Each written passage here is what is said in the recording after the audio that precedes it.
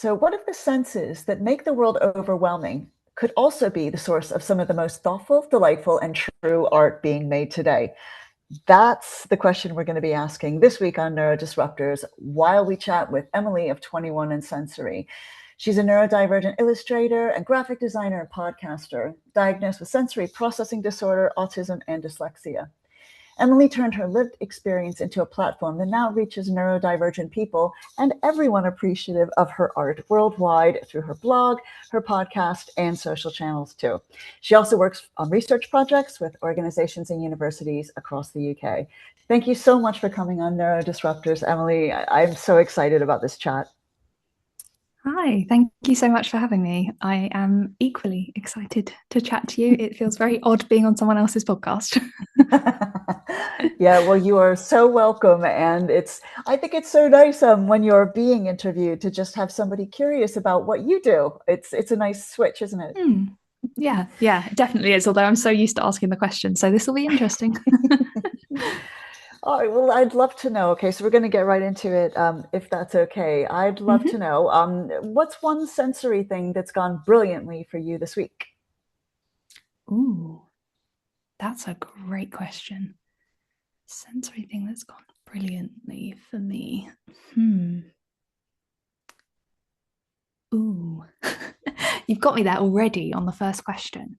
That's I okay. I'll tell you guess. what, we could start. Do you want me to rephrase it? Give it a whirl. Why not? Okay. Um, right. So the first question we're going to start off with is, what's one sensory thing that's gone brilliantly for you this week, or is there one that's been a battle? Oh, the battle one is easy. um, I would say the battle ones have been mainly due to the heat in the UK at the Mm. moment. So I'm someone that struggles to wear shorts and t-shirt. Like I always like my arms and legs to be covered, and obviously when it's hot, I can't do that. So I don't feel very comfortable in myself because of that, which is not ideal. But yeah, I know it's good practice, even though, yeah, sensory wise, clothing is a big thing for me. So heat really messes with that.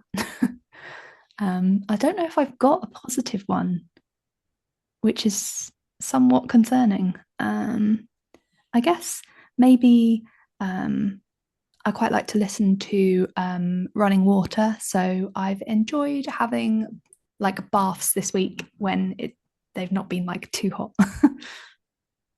Oh, I love that. Can I ask when did you discover that running water is really soothing to you? That's such a cool thing to have to be soothing. Yeah, it's quite random, but I think growing up as a child, I used to always really enjoy like listening to like the bath running, and I'd ask my mum like each evening if she was going to have a bath that evening so I could listen to it. So Oh, that's kind of where I think it stemmed from. I think I just find something about it quite calming in that the noise is quite consistent and it's not like the sea, it doesn't like ebb and flow. It's like a constant background noise, which I like.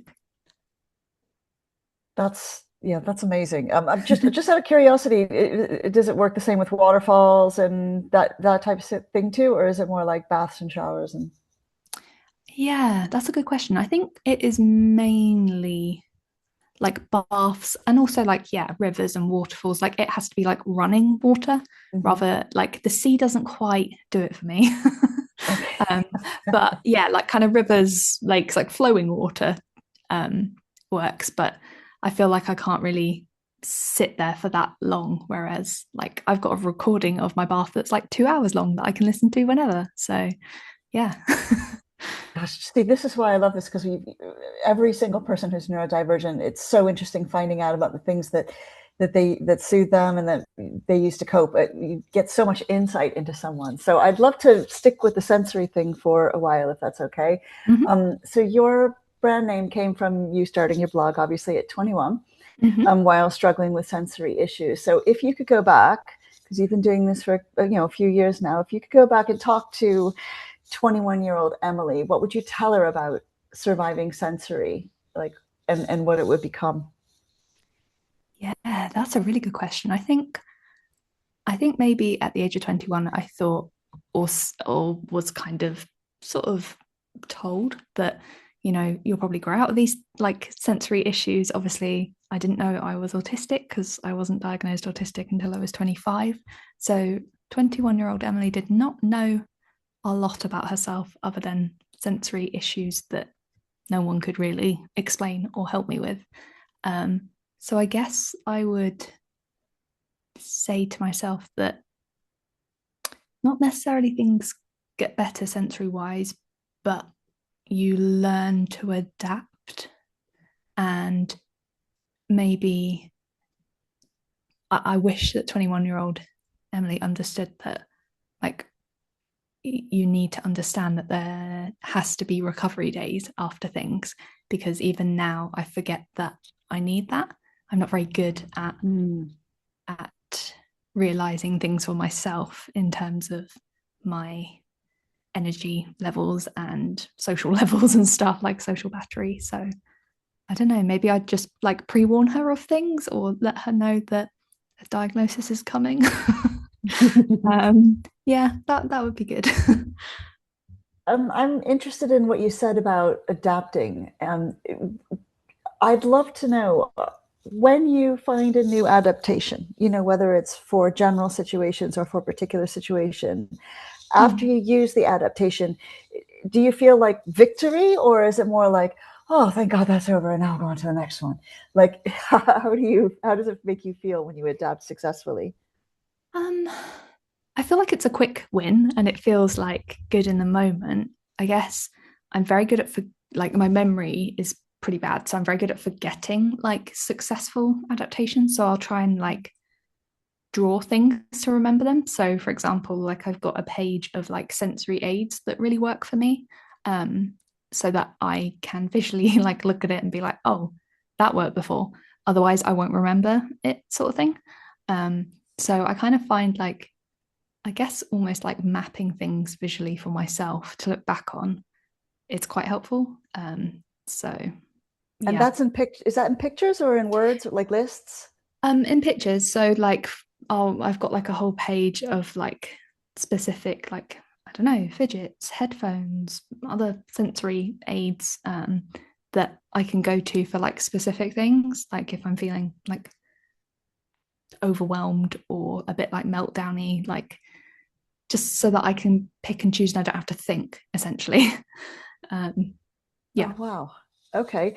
So this leads me, because it's sounding like you might be most impacted by the sensory processing disorder versus autism or dyslexia. I might be wrong. I'm so curious. Those of us who are neurodivergent usually have more than one condition to wrestle with. And like when I was young, I was all autistic. Like, yes, and as I get older, the ADHD seems to be wanting a bigger piece of the pie. And do you find that one challenge rules you more than the other two? Um, I don't know, because I feel like I to explain, I was diagnosed with like sensory processing issues aged 8. And I think if that had been now, it would have been diagnosed as autism, because I don't think they diagnose sensory processing issues on their own anymore. So I definitely think my whole experience is autism and being dyslexic and like mental health stuff. And I think they're kind of all there all the time. I wouldn't say there's one that like wins over the other kind of thing. Right. Okay. I would say like obviously with dyslexia it like pitches up, more in like my work day than maybe when I'm doing like, I don't know, personal drawings and things. Like when I'm reading stuff, like obviously that will kind of take precedence. But yeah, I'd say they're all there and they're all running at a high level in the background. And yeah, I kind of like liken it to like having like all the faders up on a sound desk. Like everything is just like up at a really high level all the time, and running in the background. So yeah, I couldn't say that one is taking over. Okay. I do find it odd, don't you, that like the most efficient thing about us is the challenges, the most consistent and Yeah. efficient things. Yeah. So I'm curious, like if we could just stay on the dyslexia for a second. And I remember when we chatted, you said you wouldn't have known you were dyslexic if your university hadn't screened everybody. And that you learned visually with pictures, and you just thought that's how everyone learned. So could you take us back to that moment of realization where you understood that this learning with pictures thing was actually an unintended coping mechanism or a pivot? Yeah, I guess so. I think because I was always like so interested in art, that's kind of naturally how I thought was visually. And I found out at university, like an arts university, that I was dyslexic. And I think they were screening people because a higher number of people that study like art and design are potentially dyslexic, I think. So I think that was really the only way that I kind of knew, I guess. But even during the assessment, I was better at the visual processing stuff, but not to the like extent that someone, without dyslexia would be, sort of thing. Like my processing across the board was quite, like, I guess, slow. So I don't think I really realized that I had just kind of adapted around things. And like, for example, when I was studying, like, I could remember the images in a textbook, but not the wording, and the wording tends to be more important. So I kind of feel like I had a half like photographic memory for just images. But it was helpful with diagrams, just not the important words around it. I'm so curious about this. Like in school, did you used to do things like I used to have to, because we went to a really conservative Christian school, so we used to have to memorize a lot of Bible verses. So I used to write them out in pictures. Did you do things like that to memorize things in school, or for topic or subjects that weren't associated with art? Yeah, I'm trying to think. I think I used to do like a lot of revision posters, and I used to draw a lot of things next to text. So I've always been a very kind of like mind map sort of person. Yes. So I think that was kind of my way of getting the content in, but also meant I could draw at the same time. Yeah. Okay. So that kind of helped.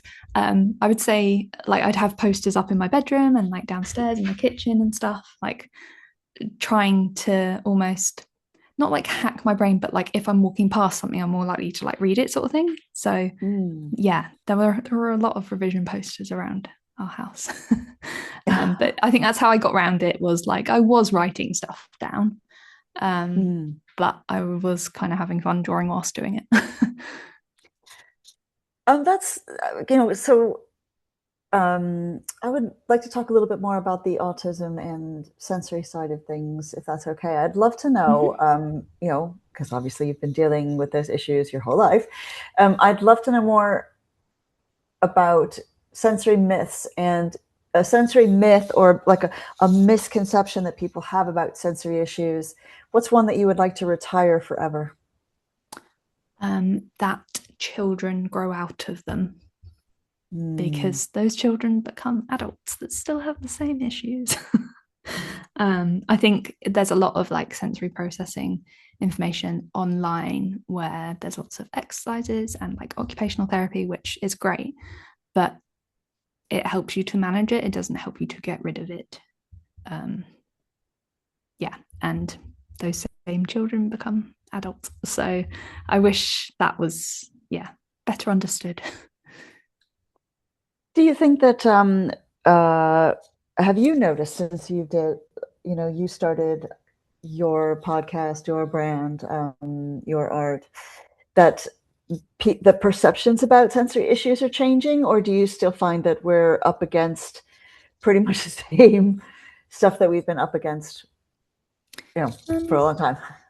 Yeah, that's a good question. I do feel like there's a bit more of an understanding that sensory issues are not just related to autism. For example, people with learning disabilities and other conditions can struggle with sensory issues. So like, for example, people with like acquired brain injuries can struggle with sensory issues and perception. So I do feel that sensory issues are being more understood under more kind of, I guess, diagnoses and conditions, which I think is a good thing because it isn't just an autism thing. But I guess in terms of, there's a lot of masking that goes on with sensory issues. There's a lot of kind of gritting your teeth and bearing with stuff in like social situations and environments. And I feel like, yeah, it's kind of autistic masking as well. I think that's kind of the trickiest thing, because you look okay from the outside, but that doesn't mean you're okay on the inside. So yeah, I think that's where we've got a way to go, sort of thing, is like a deeper understanding. But I think there's a broader understanding between conditions. So going on from that, then there's like a misconception, for lack of a better word, that sensory friendly means plain or minimal.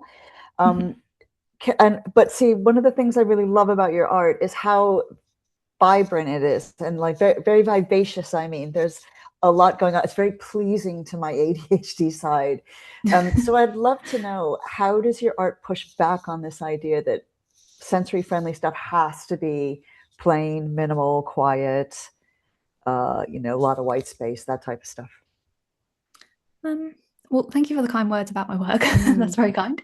I think my sort of view is, like, I understand the kind of sensory friendly kind of spin on things, in that people would, in terms of like colors and things like that. But as a graphic designer, I feel like you've kind of got to have a balance of things like negative space, color palettes, which I tend to try and limit if I can, or kind of go more sort of pastel. And basically, if I can make it accessible in that a large-ish audience will understand it, I think that's the most important thing. And it is difficult because I would like my drawings to be understood by younger people as well as older people.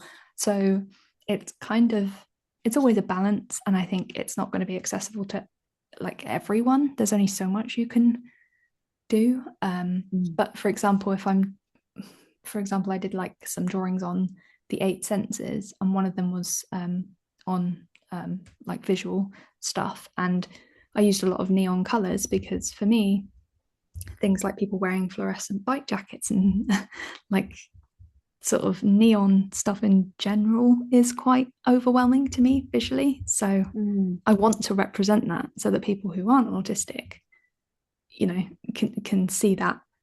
But obviously my autistic followers, that might be a bit jarring for them. So it's kind of like, I guess, like towing the line between like informative but also something that people can relate to without getting overwhelmed. So yeah, it is an interesting one, but I am very much a designer and illustrator that feels like less is more.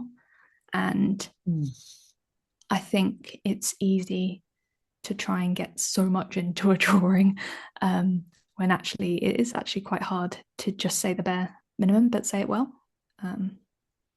Yeah. One of the most fascinating things, as I've learned more and more about you, is this corporate graphic design background that you have. And yes, obviously for a lot of neurodivergent people, the corporate environment is extremely challenging.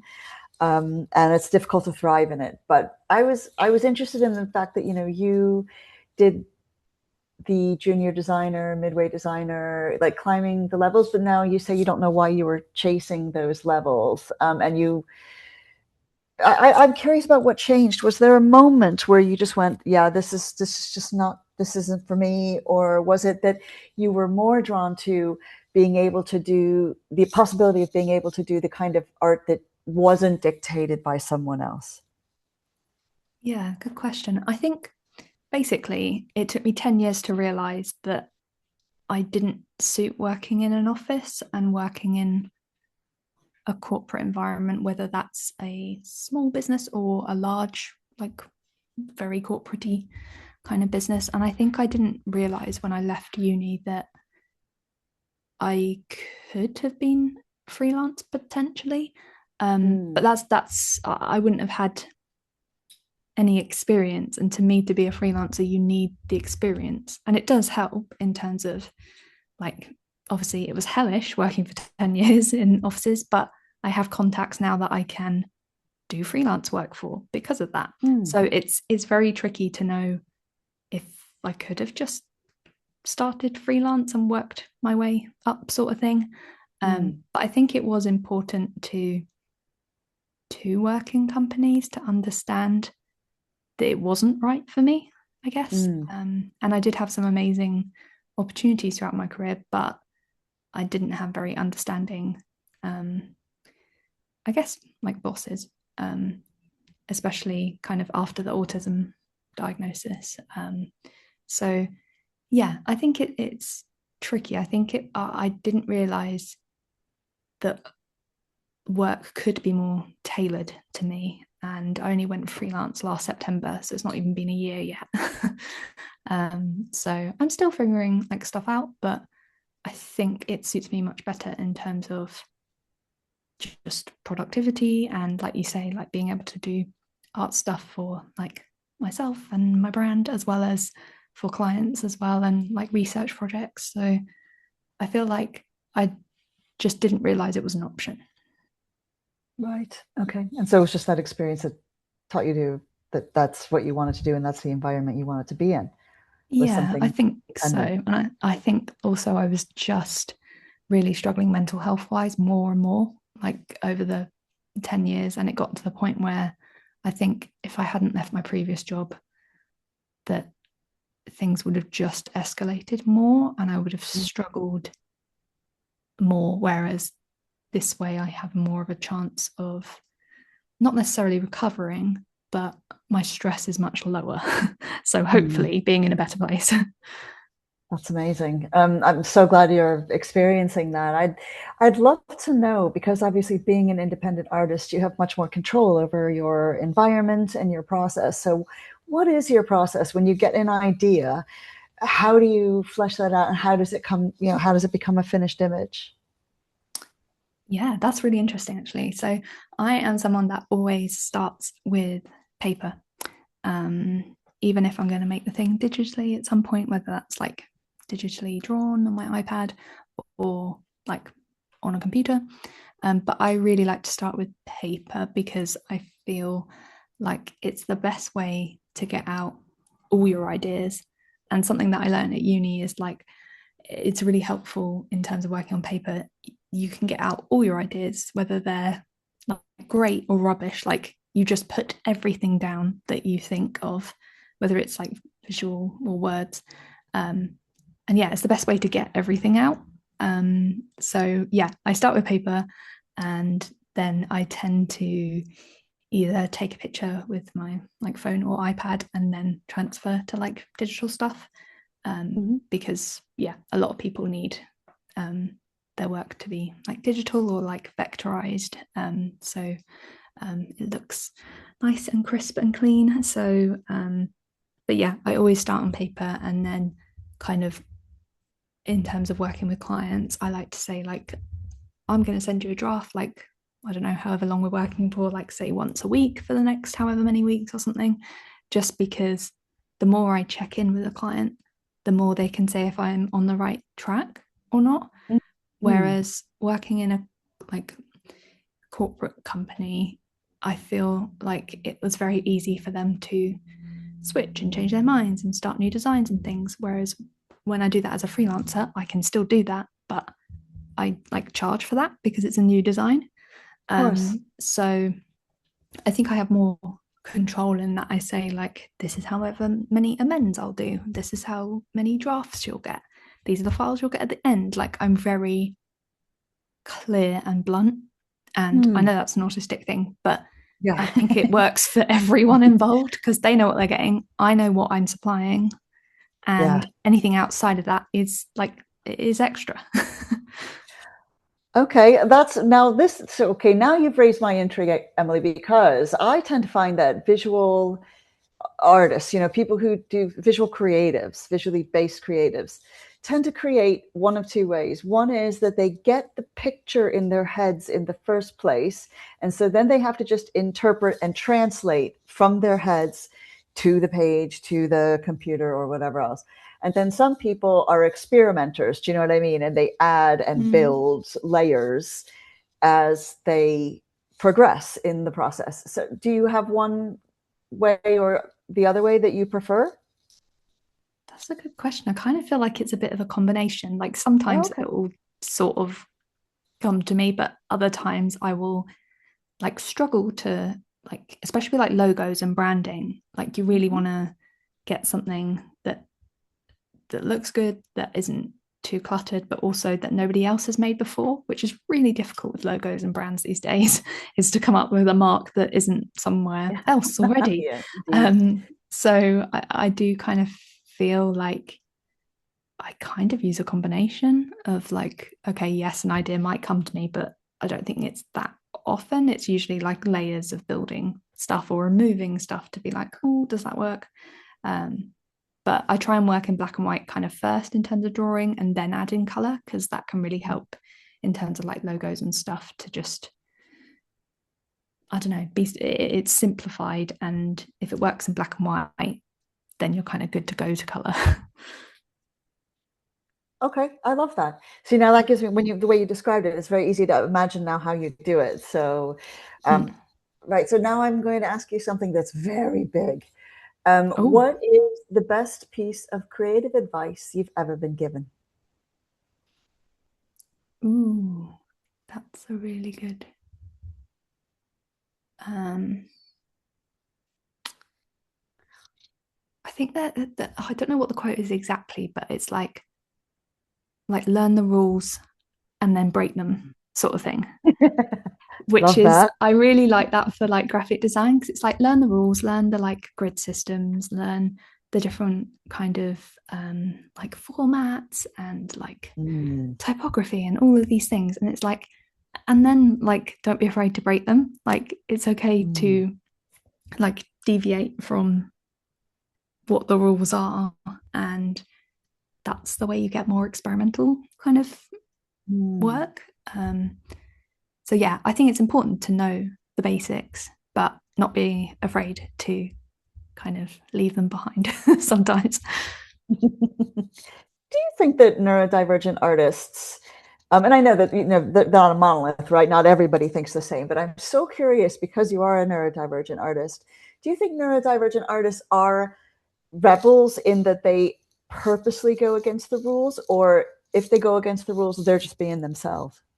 I kind of think it's them being themselves. I think we just think differently, and that could be in terms of like perspective on a project or just outlook on life kind of thing. But I feel like we come up with I don't know, a real variety of designs. And that's not to say that neurotypical people don't, but I think that, you know, even things like the way we can hyper focus like in on tasks and things like that means we might do more like background research. We might, you know, go to more extreme lengths to understand, you know, a client or their brand or whatever, and kind of draw that as inspiration into our designs. I think we go the extra mile, and other designers definitely do, but I think in our own way we sort of, you know, really like latch on to and focus on like design work and illustration. So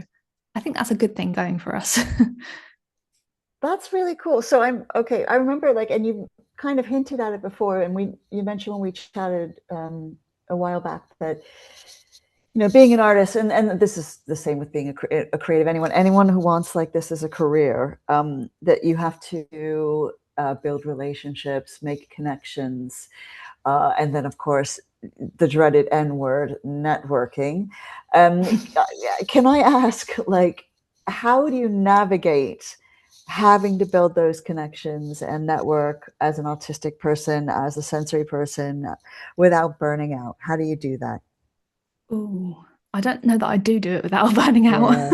Yeah. I think what I do try and do is when an opportunity comes along, like say, like an event where I could meet other researchers or like project leads on like research projects, for example. Like I push myself basically to go because I know it will be good for like the networking side of things. I know that it will take recovery days after. I know that I'll get affected in terms of like I get quite dissociated as well. And I know that that will kind of ramp up afterwards, but I kind of take the hit because I know that for my work, getting those connections can be really helpful. And especially like researchy stuff, I feel like kind of LinkedIn, but also in-person events are pretty kind of 50-50 in terms of, you know, like word of mouth and stuff and people seeing what I do in the room sort of thing. So yeah, I don't think I do it without burnout. I do it with burnout in mind and should probably realize that it's coming more quickly than I realize. But it's, yeah, networking is really hard. Like I wouldn't go to like conferences or events sort of thing.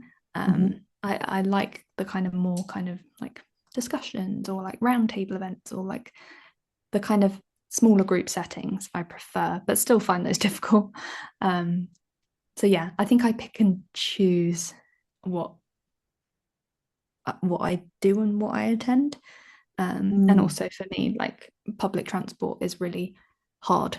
And I have no sense of direction. So getting to places in person as well is really takes a lot of brain power before I've even gotten to the event. So yeah, I'm just not very good with wayfinding and reading like Google Maps. So yeah, it's like a whole thing I have to build up to and plan for. So yeah, I think a lot of people probably don't realize that because they wouldn't see that bit. So yeah. Would you say, because like, you know, I think all of us who are in an industry where we have to network tend to make mistakes before we learn to honor, you know, what our requirements are and what our limitations are, and then also to lean into where we're better when it comes to connections and networking. So for you, it would be avoid, if you know, if your body can't tolerate it, avoid big overwhelming situations like conferences, like festivals, like those types of things. That's, you know, is that something, what I'm trying to ask is that something that you had to learn the hard way, or were you tuned into your body and you just went, no, I'm just too uncomfortable here, so I'm not going to do this again? I think in the past few months, I'm more tuned in. For the previous rest of my life, no. I think I was just desperate to fit in and be normal and be like, this is what I should be doing. I am this age. I should be doing this with my like peers. But actually, I think I think I said yes to a lot of things I wasn't comfortable doing when I was younger, in terms of like being invited to things or like events or music gigs, whatever. But now I say no to a lot more things, which is really difficult because there's the kind of fear of missing out. But yeah, I think for my own sort of, I guess, mental health and well-being, I know that it's better to say no and not have to deal with the consequences of days recovery. I think that's wise. I'm always telling people, honor your spoons. You know what I mean? It just, yeah. I don't think it's worth it, but yeah, I understand. That's really good advice. So I'd love to know. We've only got a little bit more time, but I've got a few more questions, and I'm dying to get the answers. If you could gift every neurodivergent person one tool or resource, what would it be? Ooh, one tool or resource? I think I would say ongoing therapy sessions that aren't just like 6 sessions, then you're discharged, like support for life. You know, only a little thing, but I genuinely think like it's so tricky to get to know a therapist and then be told like, oh, you're done, that's all we can do, like 6 sessions. Whereas if someone actually knew you over the course of your life, like, you know, GPs used to kind of know their patients and things like that. Like, I kind of feel like on having an ongoing impartial therapist, I think would benefit, I would say, most people, whether they're neurodivergent or not, but particularly neurodivergent people. Yeah, I think it's really important. But yeah, it's more of a wish, I think. I think that's a really wise wish, and I think probably quite a few of our listeners have absolutely been through that exact snow, and it can be very jarring. It can be very jarring. So yeah, I think that's excellent. That would be an excellent resource for everyone to have. I'd love to know, Emily, what are you excited to create next?